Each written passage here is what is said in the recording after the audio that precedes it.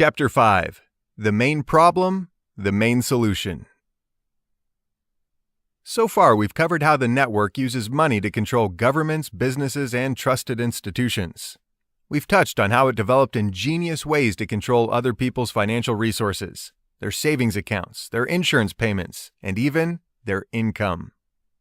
We've also gone over its greatest swindle of all, granting itself the legal authority to create money out of thin air. With all of these monetary tools at its disposal, the network has secretly and systematically consolidated its power over global policies that affect the lives of billions of human beings. Unelected, its members operate beyond the reach of voters. Unaccountable, they violate national and international laws with impunity. Obviously, if we intend to unseat them, we cannot continue playing by the rules of the system that they have created.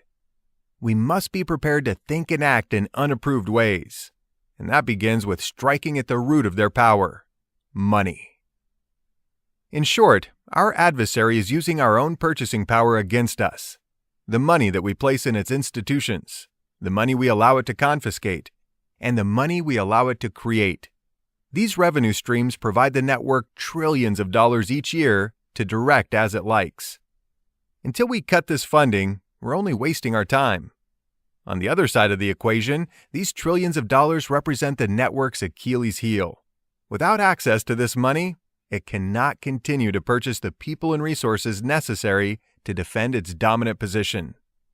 Their system is completely dependent upon the purchasing power that we provide. Knowing this, the answer to our dilemma seems very simple: reclaim our purchasing power and destroy their illegitimate system in the process. And truthfully, it really is that simple.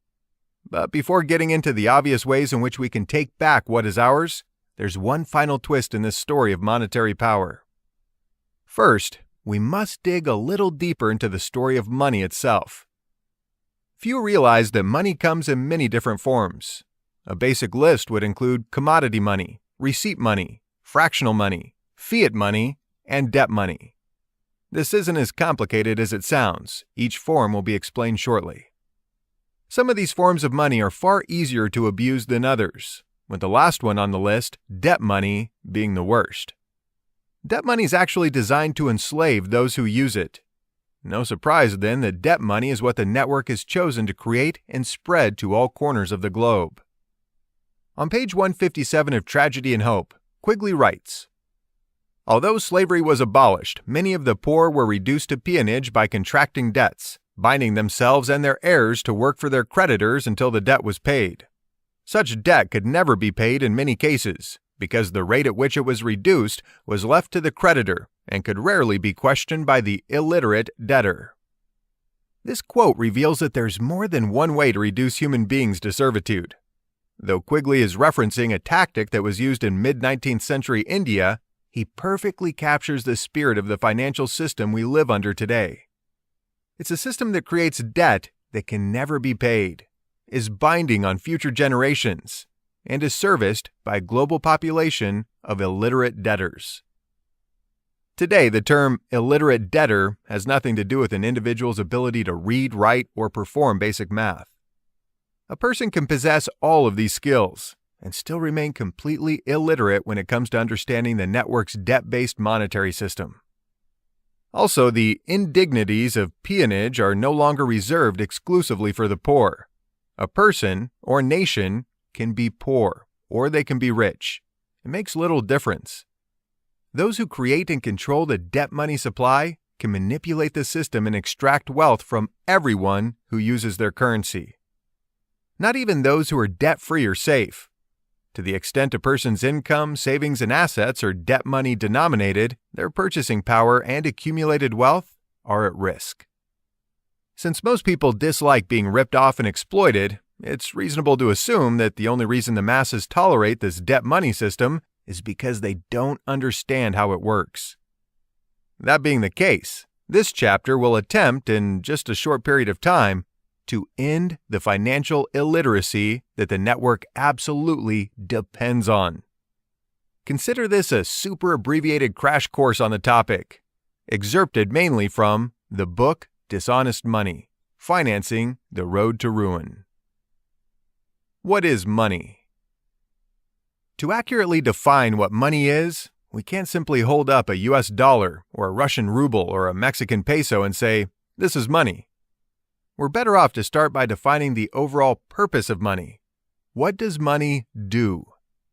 In the simplest terms, money enables us to purchase products and services from other people. Using this basic description, we might go on to say money can be anything that is widely accepted as payment for products and services. Having defined money in this way, it will be easier to explain the different forms of money and why some are far more honest than others. But first, let's quickly touch on what existed before money: barter. Prior to the creation of money, individuals used barter to trade with one another. This simply means that they would purchase what they wanted with products or services rather than paying for it with money. As an example, assume your neighbor grows corn, has 100 extra pounds of it, and you would like some. If you grow tomatoes, it's possible that your neighbor will allow you to buy some of his corn using your tomatoes instead of money. Or maybe he'll allow you to provide a service of some sort in exchange for his corn. Perhaps you're good at building storage sheds and he needs help building one. If the two of you are able to come to a barter agreement, then each of you will gain value from the exchange. Your neighbor turns his surplus corn into something he'd rather have. You turn your surplus tomatoes or a couple days' work into something you'd rather have. However, if your neighbor isn't interested in your tomatoes, and if he doesn't need a new storage shed, then both of you lose out. Both of you will have to find another trading partner. Though limited, barter at least provided an opportunity for individuals and society as a whole to enjoy the benefits of trade. Rather than just having really good tomatoes and some nice storage sheds, you could also have some really good corn, really good wheat, clothes, furniture, or anything else that others had to offer. But again, you could only obtain these things if others wanted what you had to offer in exchange. This was the big limitation of barter, and it was overcome with the creation of commodity money. Commodity money. While trading with each other, people eventually realized that certain commodities were always in high demand. For instance, they discovered corn was so high in demand that it could consistently be traded for nearly anything. From that point forward, corn took on a value that exceeded its consumption value. In other words, even though your neighbor already had all the corn he needed, he would continue to grow or acquire more because he knew the corn would be accepted as payment for the products and services of others. The more corn he had, the more purchasing power he had. In this way, many different commodities, such as corn, wheat, cows, sheep, etc., eventually evolved into reliable forms of commodity money. But just as barter had its limitations, so too did early forms of commodity money. These problems were eventually overcome when metal was discovered. Unlike livestock, metal didn't need to be fed, watered, and cleaned up after. Unlike wheat and corn, you didn't have to worry about metal going bad, becoming contaminated with bugs, growing mold in storage, and so on. Also, metal was easily divisible. Assuming a milk cow was equal in value to 100 pounds of iron, and the sale price of an item was 25 pounds of iron, or 1/4 of a milk cow, the individual buying with iron had a distinct advantage. He could easily produce the exact amount of money needed. For these reasons, metal eventually became the commodity money of choice. And though many different types of metal were used, including iron, copper, and tin to name a few, gold and silver coins became the standard around the world. Summary of barter and commodity money. Both commodity money and barter share a couple of desirable attributes. The first attribute is transparency. If I want to trade my goat for some of your corn, I'll have to bring my goat, and you'll have to bring some corn. The odds of either of us walking away with something else in our pocket, like a cricket, are pretty slim. Likewise, if I offer to buy something from you with a gold eagle, a US gold coin, I must hand over a gold eagle. There's little chance that you'll be duped into accepting a far less valuable silver eagle as payment for your item.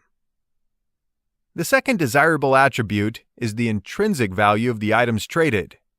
There are significant natural barriers that limit the production of commodities, and as such, their intrinsic value is transferred to anyone who acquires them. The person who acquires corn doesn't have to grow and harvest the corn himself. The person who earns a gold coin doesn't have to dig the gold out of the ground, fashion it into a coin, and convince others of its authenticity. Nobody can simply create gold, corn, or a goat with the flick of a pen. For this reason, these items will always possess the intrinsic value of the labor and the other costs that produce them. These two attributes, transparency and intrinsic value, made it reasonably difficult to defraud people in trade, because it isn't easy to convince somebody that you've paid them with a goat when in fact you've handed them a cricket. But just as barter led to the invention of commodity money, and commodity money eventually evolved into metal coins made from gold and silver, the inconveniences of gold and silver coins eventually led to the creation of a new form of money, and with it, the ability to easily defraud people. The ability to create money with the flick of a pen was born. Receipt money. Gold and silver coins were a much improved form of commodity money, but they still had some drawbacks. For instance, if you were even moderately wealthy, finding a place to safely store your coins was difficult. Also, if you wanted to make a large purchase or simply wanted to move a significant amount of money from one place to another, the weight of gold and silver coins made it challenging and nearly impossible to conceal. Just $1,600 in a silver coin economy would have weighed approximately 100 pounds. As before, these two problems were eventually solved. This time, the solution came from goldsmiths.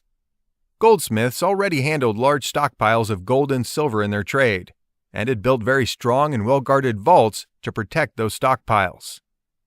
This made solving the first problem, safe storage of gold and silver coins, a no-brainer. Goldsmiths began renting unused space in their vaults to citizens who wanted to keep their coins safe until they were needed. The goldsmith was happy to collect a fee from each depositor, and the depositors were happy to know that their money was in good hands. Interestingly enough, the safe storage solution ended up solving the weight problem of using coins in trade as well. When a citizen came in to deposit their coins for storage, the goldsmith would hand the depositor a paper receipt as proof of their deposit. So if a customer deposited $1,000 in gold coins, they were given a receipt or receipts valued at $1,000 worth of gold. These receipts were marked payable on demand, meaning anyone at any time could come in and exchange the receipts for gold. Because the receipts were literally as good as gold, citizens began accepting them as payment for products and services. From that point forward, the receipts became a new form of money, receipt money. Though the receipts were only made of paper, each one was 100% backed by gold, or sometimes silver, and therefore, each receipt was a legitimate form of paper money. However, as time passed, it became increasingly rare for individuals to cash in their receipts and withdraw coins from the goldsmith's vault. Assuming their coins were safe and always available, depositors had no reason to remove them. They'd just have to find another safe place to store them if they made a withdrawal. Besides, it was much easier to use the receipt money in commerce. Nearly all citizens preferred to carry a pocket full of the goldsmith's receipts to a pocket full of heavy coins. Now, put yourself in the goldsmith's shoes. The receipts that you create are trusted by all. They're literally considered as good as gold, and they're accepted as payment for products and services, just the same as if a person paid with a gold or silver coin. Although you don't possess the power to create gold and silver coins with the flick of a pen, you do possess the power to create receipts that are every bit as valuable in trade. What do? Fractional money. It wasn't long before goldsmiths realized that they could simply print up additional receipts for their own benefit. This, of course, was an act of pure fraud. Each ounce of depositor's gold held in the goldsmith's vault had a corresponding receipt that was issued to the gold's rightful owner. Issuing additional receipts constituted a theft of purchasing power, and worse, it set into motion the inevitable loss of the depositor's coins. To illustrate, say a man walks into the goldsmith's shop, deposits $1,000 worth of gold, and receives $1,000 worth of receipts in exchange. No problem there. An hour later, another man comes into the goldsmith's shop, But he doesn't want to make a deposit. He wants to borrow $1,000.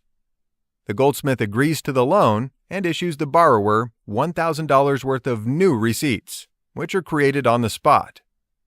There's now $2,000 worth of receipts, but only $1,000 worth of gold in the vault. Now, imagine that the borrower takes his newly created $1,000 worth of receipts to a local store and spends them. And say the store owner decides he'd rather have the actual gold coins instead of the paper. So, he takes the receipts to the goldsmith, cashes them in for coins, and goes on his way. Everyone's happy to this point. But what happens if an hour later the man who made the original $1,000 gold coin deposit shows up to withdraw his coins? Too bad for him. His gold walked out the door an hour earlier when the loaned receipts, created without a corresponding deposit, were cashed in. This is a highly simplified example, but it illustrates the problem that emerged with the creation of paper receipt money. It opened the door to fraud. What began as a legitimate form of paper money, backed 100% by coins held in reserve, eventually turned into fractional money. And as the goldsmith printed more and more receipts, the fraction of coins backing those receipts became less and less. Before long, citizens were unknowingly accepting receipts backed by only half of the receipt's printed value, a quarter of its printed value, a tenth of its printed value. When people finally figured out what was going on, they rushed to exchange their receipts for the coins that rightfully belonged to them. Of course, only the first few in line were able to withdraw their gold and silver. All the rest were left holding worthless paper. Fiat money. In the previous example, people accepted paper receipts in exchange for their products and services for one reason. They thought that they could cash in their receipts for gold or silver coins whenever they wanted. None of them knew that they were essentially selling their goods for inadequately backed pieces of paper. If they had known the receipts were fraudulent, they wouldn't have accepted them. They would have demanded actual coins instead. Clearly, they were ripped off. Again, in an economy that uses only commodity money as opposed to paper money, it's very difficult to rip people off because the actual commodity must be surrendered at the time of purchase. The trade is transparent, but in the aforementioned receipt money economy, only the assumption of transparency exists. Yes, the receipt might actually be legitimate. It might represent an underlying commodity that physically exists and does not belong to anyone else. However, it might also be illegitimate. You might sell an ounce of gold for a more convenient receipt that's marked 1 ounce of gold, only to find out later that your receipt can't be redeemed for anything. If this happens, it's very clear who won and who lost in the exchange. I mean, what thief wouldn't want to trade worthless receipts for as many ounces of gold as he could get? Printing paper receipts is very easy. Printing gold is impossible. This reminds us of what money is supposed to be, something that enables us to purchase the products and services of others. The only reason we're willing to work for money is because we believe the money we earn will serve this purpose. Nobody interested in earning money would exchange their time and effort for pieces of paper that they knew to be worthless. Therefore, if somebody wants to use paper money to steal from others, the most obvious way is to mislead them into believing that the money has value. However, fiat money provides another way to steal: good old-fashioned government force. Encarta defines fiat money as paper money that a government declares to be legal tender, although it is not based or convertible into coins. Another way to put that would be, fiat money is paper money, backed by nothing, and the government forces people to accept it via legal tender laws. It's basically the goldsmith's counterfeit receipts on steroids. Whereas the goldsmith had to conceal the fact that he was fraudulently printing money to enrich and empower himself, fiat money enables a group like the network to openly print money and force it down people's throats. They simply use their lawmaking ability to legalize the scam. Whether by fraud or by fiat, the power to print money is the power to steal whatever money can buy. Fiat money is more egregious because, unlike fraud, it's backed by force and can be used to openly confiscate purchasing power on an enormous scale. There's no doubt that the network advanced its position significantly when it moved the United States from a gold and silver-backed money supply to a purely fiat model. But believe it or not, there's actually something worse than fiat paper money. And this brings us to the final form of money we'll be discussing in this crash course. The form of money we use today, debt money. Take the inherently fraudulent characteristics of the goldsmith's fractional money system, add in the greater fraud and force of pure fiat, top it off with a mechanism designed to generate inescapable debt, and presto, you've got the most sophisticated monetary enslavement system ever devised by man. And wouldn't you know, you also have all the components that make up your current monetary system. Unlike a normal fiat money system, where the ruling class simply creates its own worthless paper money, spends it into the economy, and demands that everyone accept it, our ruling class has devised something much more powerful. Rather than spend money into our economy, they loan money into our economy. This enables the network to steal purchasing power from us twice. Once when they create new money, and again as they collect interest on the entire money supply. Worst of all, by creating money and putting it into circulation only when a loan is made, and then destroying that same money, removing it from circulation when the loan is repaid, the network has designed the perfect debt trap. Any meaningful attempt to escape this debt trap by paying down debt will trigger an automatic correction mechanism that guarantees failure. The chain of events is perfectly predictable. As the nation repays its banking debts and refuses to take out new loans, the economy's debt-based money supply will shrink. This will cause disruptions in the economy. Initially, the disruptions will be minor, but they will inevitably become intolerable if new money isn't injected via new loans. Imagine the consequences of a 10% reduction in the nation's money supply. Now imagine a 40% reduction, a 60% reduction, or an 80% reduction. Theoretically, if new loans are not issued to reverse the automatic correction mechanism that the network has built into the system, and if all available funds continue to be applied toward extinguishing network-created debt, then the debt-based money supply must eventually fall to zero. Robert Hemphill was the credit manager of the Federal Reserve Bank in Atlanta. In the foreword to a book by Irving Fisher entitled 100% Money, Hemphill said this: "If all the bank loans were paid, no one could have a bank deposit, and there would not be a dollar of coin or currency in circulation. This is a staggering thought. We are completely dependent on the commercial banks. Someone has to borrow every dollar we have. If the banks create ample synthetic money, we are prosperous. If not, we starve. We are absolutely without a permanent money system. When one gets a complete grasp of the picture, the tragic absurdity of our hopeless situation is almost incredible. But there it is."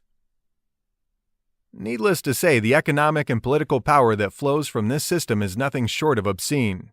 Therefore, it's easy to understand why the network built this system like a prison. Playing by their rules, we cannot escape. We can never repay the debt that is owed. And just like the debt slaves of 19th century India, this inescapable debt is binding on our children, and our children's children, and so on forever. Of all the network's monetary powers, this particular power is the most destructive. In nation after nation, politicians who are happy to bury their citizens in debt are supported by the network and placed into positions of power. Some of the politicians are well-intentioned, others are not. In the end, it really doesn't matter. As politically motivated spending programs, from warfare to welfare, spiral out of control, it isn't long before massive monthly loans are needed just to cover the day-to-day operating costs of government. The noose is then tightened further with a never-ending slate of new spending programs that are added year after year, decade after decade. Out of the crushing debt that ensues, and the subsequent need for an endless supply of new loans to keep the bankrupt system afloat, the network secures its dominant position over everything and everyone that depends on its money. In the meantime, the illiterate debtors of the world slave away with no idea that the money they owe was created out of thin air. It was never earned by the lender. They have no idea that the system itself was designed to create an ever-expanding black hole of debt. a system of financial servitude that is literally inescapable. Those conspiring to bring us a world government ruled by an intellectual elite and world bankers are not playing games. They've worked hard to perfect and implement their strategy of economic conquest. They've proven their ability to seize control of nations large and small, even far-flung empires. They certainly haven't come all this way for nothing.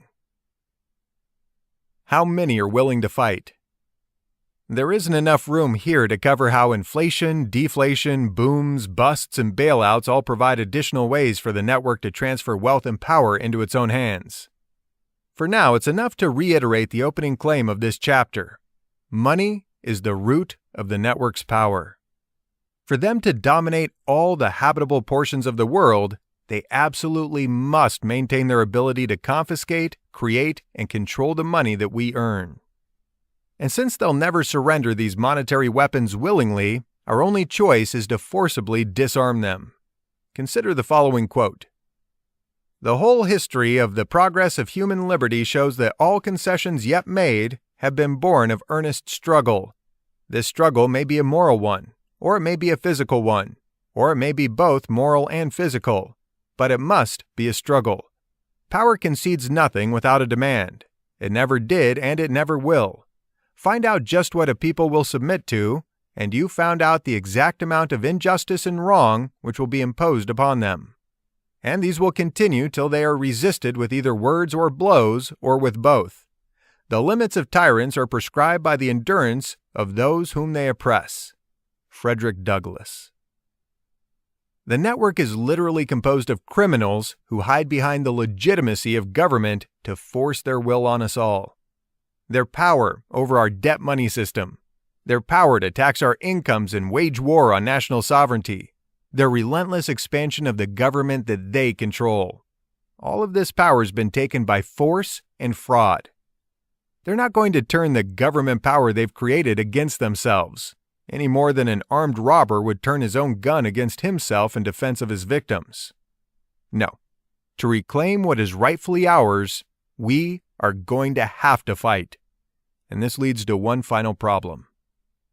Time and time again, history has shown that the predator class will do whatever is necessary to gain and keep the reins of power. In fact, those who subscribe to the concept of survival of the fittest would almost certainly argue in the network's defense. Its members have studied rulers of the past, improved upon ancient techniques of propaganda and mass manipulation, and have thus earned their right to rule. Following this logic, the same survival of the fittest crowd would argue that the masses belong exactly where they are, beneath the ruling class. Without the willful ignorance, indifference, and timidity of the subjugated, our rulers simply could not exist. It's a symbiotic relationship, one of parasite and host. Society's refusal to even acknowledge, let alone remove, the bulging tick that's stuck to its forehead is akin to consent. This being the case, why shouldn't the network continue gorging itself? Does this position blame the victims? Perhaps, but sometimes the victims deserve a little blame. The typical voter is chosen to accept a fairly obvious lie, that the government is an instrument of the people, that it is subject to the will of the governed, and nobody inside or outside of government is above the law. To these voters, the idea of a highly organized shadow government operating at the direct expense of the governed is laughed off without investigation. They might passionately believe that Republicans are corrupt and only Democrats can save them, or that Democrats are corrupt and only Republicans can save them. But they have yet to recognize the deeper truth. Neither Republicans nor Democrats are ever going to save them. Both sides are funded and maintained by the same ruling class to create the illusion of choice. If a so-called leader within the system causes too much trouble for the network, that leader will be eliminated. To really drive this point home, let's revisit a few earlier quotes. First, from Quigley. It's increasingly clear that, in the 20th century, the expert will replace the democratic voter in control of the political system. Hopefully, the elements of choice and freedom may survive for the ordinary individual and that he may be free to make a choice between two opposing political groups, even if these groups have little policy choice within the parameters of policy established by the experts. In general, his freedom and choice will be controlled within very narrow alternatives. And again, our expert on scientific manipulation, Bertrand Russell, takes the concept of hidden power a step further. The experts will not only target the electorate for manipulation, they will target the elected as well. Quote, "The government, being an oligarchy, may invent ingenious ways of concealing its own power, leaving the forms of democracy intact, and allowing the plutocrats or politicians to imagine that they are cleverly controlling these forms. Whatever the outward forms may be, all real power will come to be concentrated in the hands of those who understand the art of scientific manipulation." Finally, from the father of propaganda himself, Edward Bernays. The conscious manipulation of the masses is an important element in democratic society. Those who manipulate this unseen mechanism of society constitute an invisible government, which is the true ruling power of our country. To summarize the substance of this problem, the majority of the population does not understand how they're being manipulated, nor do they see a bulging tick stuck to society's forehead. They see only the image of government that the true ruling power wants them to see. And if they continue turning exclusively to the same ruling power for all of their information, their perception will never change. That's why, if we want as many fighters as possible, we're going to have to speak up. We're going to have to counter the, quote, conscious manipulation of the masses. Solutions. Where to begin? This short section of the book was the easiest to write. That's because there isn't anything particularly complicated about how to free ourselves from financial and political servitude. In a nutshell, it boils down to this. The network's empire is built entirely on stolen financial power and manufactured consent. Our objective is to undermine both of these, one mind and $1 at a time, until the network can no longer defend itself in any meaningful way. That's it. Now, the question becomes, what are the steps we should take to achieve this objective? Although there are many options, implementation of the following will absolutely devastate the network's power. Number 1. Raise awareness. Expose their illegitimacy. This is not only the easiest step, it's arguably the most important. Reach out to new people regularly and share information that exposes what the network is and how it operates. When you encounter individuals who either refuse to look at the facts or who minimize the significance of what's presented, do not take it personally. If they attack you, don't take it personally. In most cases, they're simply defending their worldview. It has nothing to do with you. Simply move on and know that every single person that's exposed to this information, even those who initially resist, could become an ally down the road. The same cannot be said of those who are never exposed to the truth. Number 2. Competing currencies. Stop using the network's money. End the Fed is the rallying cry of millions who have learned how the network's Federal Reserve System was created and how it operates. This privately owned and controlled money machine has been rightfully identified as the heart of the enemy's power. To truly disarm the network, we first must end its ability to create and control our money supply. This can be done, but it won't be easy. The good news is that anti-Fed sentiment is growing every day. The bad news is that the network is already manipulating this sentiment, steering well-intentioned critics toward nationalizing the Fed. But nationalizing the Fed will not end its ability to create and control our money supply. In fact, this is the same tactic the network used with the Central Bank of England when demands to end its private ownership reached a fevered pitch. Though nationalization did end outright private ownership of the bank, it did little to affect the network's control. For an idea of how nationalization of the Fed would unfold in the United States, flash back to how the Federal Reserve System was created in the first place, in response to public demands for financial reform covered in the last chapter. The visible U.S. government will spring into action to protect the people from out-of-control bankers, and it will accomplish the exact opposite in the process. Our best move against the network's control of our money supply is to begin developing and using competing currencies. Money that literally competes with the network's fraudulent debt money that circulates in the economy. This move accomplishes two important functions. First, it cuts the network out of the equation when we buy and sell from one another. And two, it protects us in the event of a network-initiated run on the dollar. Gold and silver are the two most obvious forms of money that we could begin using, and some states, aware of the dangers of the current monetary system, have begun pushing legislation that will make gold and silver legal tender again. But gold and silver aren't the only options. Digital currencies like Bitcoin, Litecoin, and even Dogecoin are gaining traction among millions of citizens around the world, without any sanction from government whatsoever. In addition to these digital currencies, there's also the option of competing private currencies, community currencies, time-based currencies, and so on. The key point is to remember why the network created central banks in the first place: to control the political system of each country and the economy of the world as a whole. The sooner we develop effective ways to trade outside of their system, the sooner their system will become irrelevant and we can ignore it into oblivion. Number 3. Attack the income tax. In Chapter 4, we went over how the network, approximately 100 years ago, began stealing massive amounts of money for its global domination project. It called the theft income tax and has glorified the annual expropriation as a citizen's moral duty ever since. It's beyond the scope of this audiobook to delve into how the network, acting through its tax-exempt foundations, has used education to build public support for this previously illegal confiscation of wages. Suffice to say, using government as its instrument, the network can now funnel trillions of dollars each year into furthering its own interests.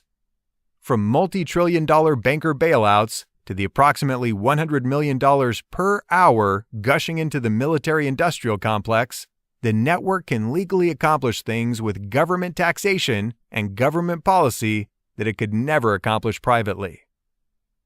Of course, private power disguised as government power is hardly a new phenomenon, and those who founded the United States federal government did everything they could to protect us from this problem. They knew that the more powerful the government became, the sooner it would be corrupted for private use. That's why our Constitution was written to limit government power. Our Bill of Rights was written to limit government power.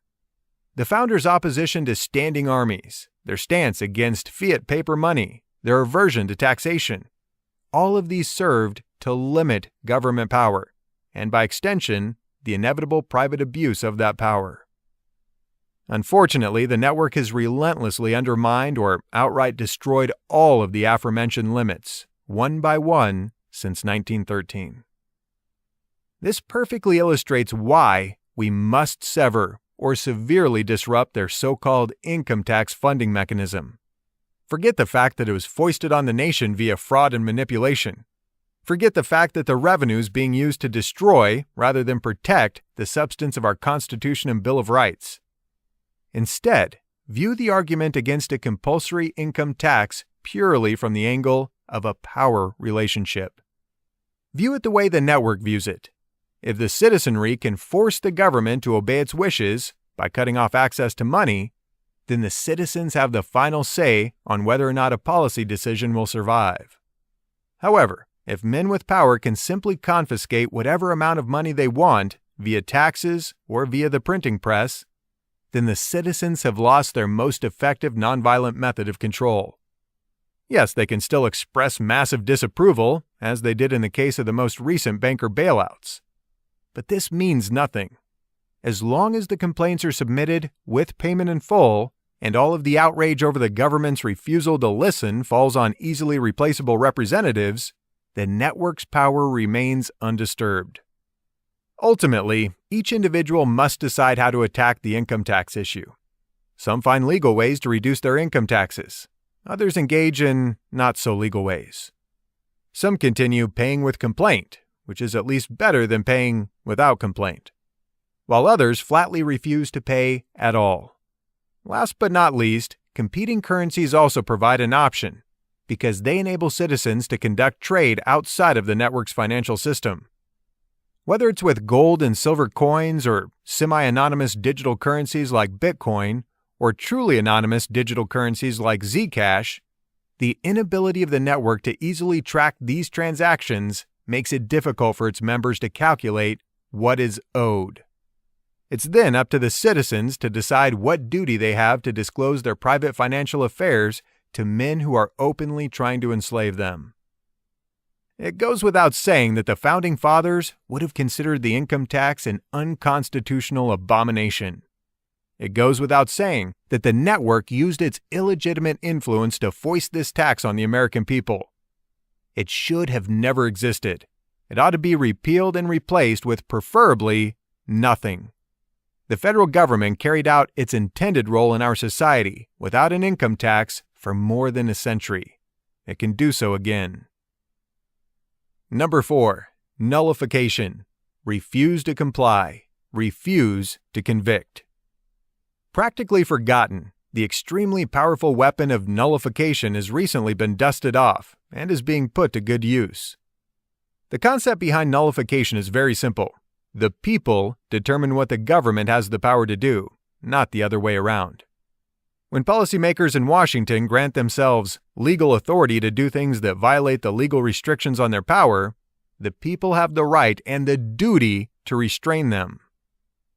24 American states nullified the Real ID Act of 2005. More than a dozen states have successfully defied the federal government over medical marijuana.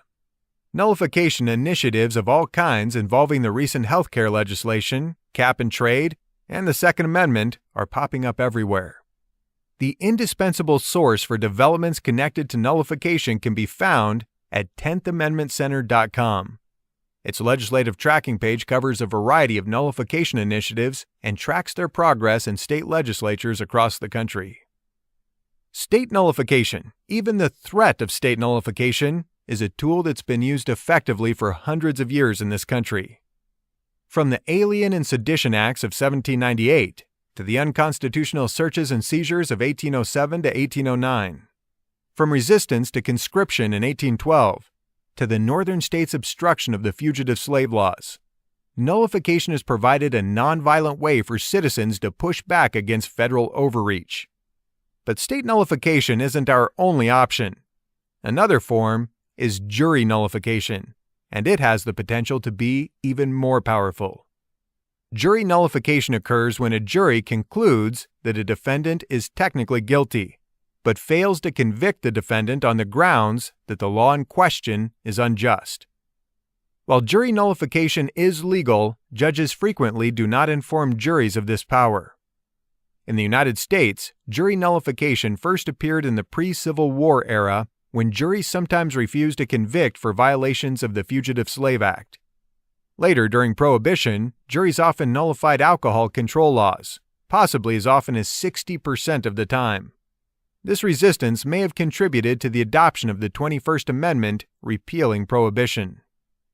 To demonstrate the enormity of this direct power we were given over our government, imagine the following hypothetical scenario. I'm a juror, and you've been dragged into court for refusing to pay your taxes to the network's collection instrument, the IRS. Unrepentant, you stand and state the following. I will no longer voluntarily fund an institution that violates the law with impunity and engages in morally reprehensible behavior. I will no longer be complicit in crime. I would rather be punished for obeying my conscience than be rewarded for ignoring it. It's very unlikely that your defense attorney would support this approach, but remember that this is just a hypothetical scenario to demonstrate the power we still possess as citizens. If I'm a juror in the case, you better believe that I'm going to argue for nullification. If that fails, I'm going to ensure a hung jury. There will be no conviction this time around. Now, multiply that same scenario a couple dozen times, then a couple hundred times, and then a couple thousand times. The power over our incomes, stolen by the network in 1913, will be rightfully returned to the people. Laws that cannot be successfully prosecuted cannot survive. Nullification is our final nonviolent check on the abuse of government power. Number 5. Disruptive technologies. Over the past 100 years, the network has worked very hard to monopolize our money, media, medicine, manufacturing, education, energy, agriculture, and government. But all of this top-down centralized power is currently under attack. It's being destroyed, not by armies, but by innovation. As of now, the most obvious and widespread example of this monopoly-destroying power is the Internet. Although the network can still use its legacy media empire to spread lies, the Internet has dramatically cut the life cycle of those lies. Also, thanks to the Internet, the network has lost its ability to stop whistleblowers, hackers, and ordinary citizens from exposing its crimes. Before, it could simply refuse to distribute the evidence that exposed its crimes. Today, we can distribute the evidence ourselves. We can reach around the world instantly, at nearly zero cost. In all of human history, rulers have never faced a threat of this magnitude, and it's only just beginning. We're now entering an era of technological development that many believe will lead to exponential disruption. All of the aforementioned choke points of control, from energy to education, medicine to manufacturing, agriculture to government, will change dramatically in the next 20 to 30 years. The most beneficial characteristic of these technology-driven changes is that they, like the Internet, will decentralize and redistribute power. They will weaken and then replace the immoral and inadequate centralized systems that our rulers have created. Simply stated, to disrupt the elite, we must continue decentralizing everything they've monopolized. We must build the competing parallel systems that will eventually render their current systems irrelevant. And here's where the issue of raising awareness really shows its importance.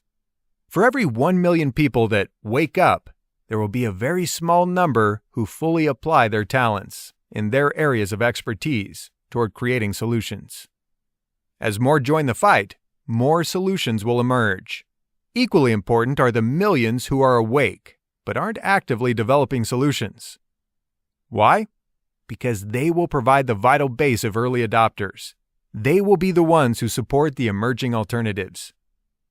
By the time 10 to 15% of the adult population begins to support and apply the tactics outlined in this chapter, the network's continued illegitimate control will become unmanageable. But this army of informed and engaged citizens isn't going to magically appear. We have to make it happen. And as we're making it happen, those who currently hold power will attack our efforts with every lie and dirty trick in the book. But that doesn't matter. If we intend to take back what false and designing men have stolen, we must be prepared to demand it. If we hope to achieve our ends via nonviolent means, the time to act is now. And if a violent confrontation proves unavoidable, we can rest assured that the nonviolent work we have done will provide the foundation for our success. To clarify the importance of resistance, I will cover the incredible lawlessness and immorality of those we're up against in the final chapters. Rather than focus on how they might abuse their power, I'll focus on how they already have.